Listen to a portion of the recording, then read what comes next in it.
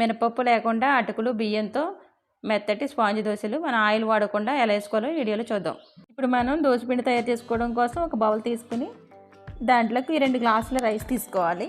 ఇలా 2 గ్లాసుల రైస్ తీసుకున్న తర్వాత ఈ బియ్యంలోకి 1 స్పూన్ మెంతులు కూడా వేసుకుని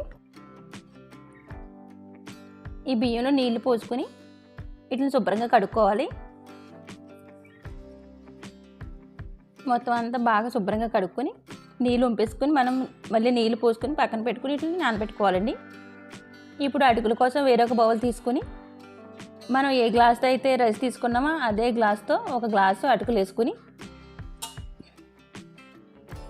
వీటిని కూడా నీళ్ళు పోసుకొని శుభ్రంగా కడిగేసుకొని పక్కన పెట్టుకోవాలి.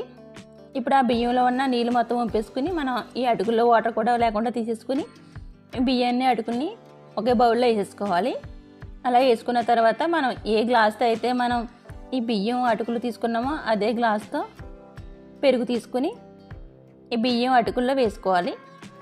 ఇలా పెరుగు వేసుకున్న తర్వాత ఈ బియ్యం అటుకులు కూడా పెరుగు మొత్తం పట్టేలాగా బాగా 1 స్పూన్ తీసుకుని మొత్తం అంతా బాగా కలుపుకొని పక్కన పెట్టుకోవాలి.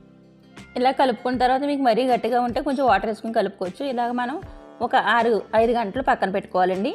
అలా మనకు బాగా నానిన తర్వాత ఇప్పుడు మూత తీసుకుని మనం ముందుగా నానబెట్టుకుని పక్కన పెట్టుకున్న ఈ బియ్యం అటుకుల్ని మనం మిక్సీ వేసుకోవాలి. ఇప్పుడు మిక్సీ జార్ తీసుకుని దాంట్లోకి మనం ఈ బియ్యం అటుకుల్ని మెత్తగా మిక్సీ చేసుకోవాలి.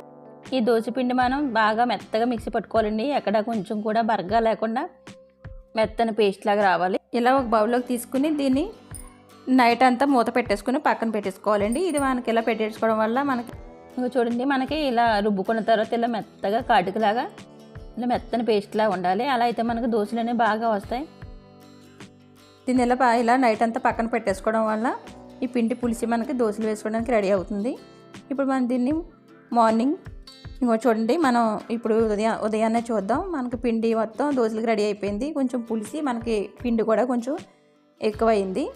ఇప్పుడు మనం దీంట్లో సాల్ట్ కలుపుకొని కొద్దిగా వాటర్ వేసుకుని కలుపుకుందాం. ఈ పిండిని మరీ పల్చగా దోశపిండిలా కలిపేసుకోకూడదండి. కొంచెం మీడియంగా కలుపుకోవాలి. మరీ పల్చగా కాకుండా మరీ గట్టిగా కాకుండా కలుపుకుంటే మనకి దోశలు అనేవి బాగుంటాయి మెత్తగా. ఇలా కలుపుకున్న తర్వాత మనం ఈ పిండిని దోశలు వేసుకుందాం. ఇప్పుడు స్టవ్ వెలిగించుకొని ఒక పాన్ పెట్టుకుందాం.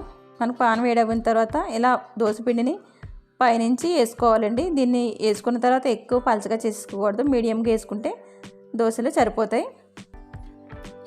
దీనికి మనం ఎటువంటి ఆయిల్ వాడక్కర్లేదండి. మనం ఆయిల్ లేకుండా ఈ దోశలు చాలా బాగుంటాయి. ఇలా వేసుకున్న తర్వాత దీనిపైన ఒక మూత పెట్టుకొని అలా మూత పెట్టుకోవడం వల్ల మనకు దోశ అనేది పైన బాగా కుక్ అవుతుంది. ఇలా మూత పెట్టుకుని ఒక 2 నిమిషాలు కాల్చుకుంటే మనకి దోశ 2 వైపులో కూడా బాగా కుక్ అవుతుంది. ఇప్పుడు 2 నిమిషాల తర్వాత మనం మూత తీసుకుందాం. చూసారు కదా మనకి ఈ దోశ మొత్తం అలా ఓల్స్లా వచ్చినాయండి. ఇలా ఓల్స్లా వస్తే మనకి దోశ అనేది పర్ఫెక్ట్గా వచ్చినట్టు. ఇప్పుడు మనం దీన్ని తీసేసుకుందాం. దీన్ని తిరగేసుకొని 2 వైపు కాల్చుకొని అవసరం లేదండి. ఇలాగ డైరెక్ట్గా మనం చట్నీతో తినేయచ్చు.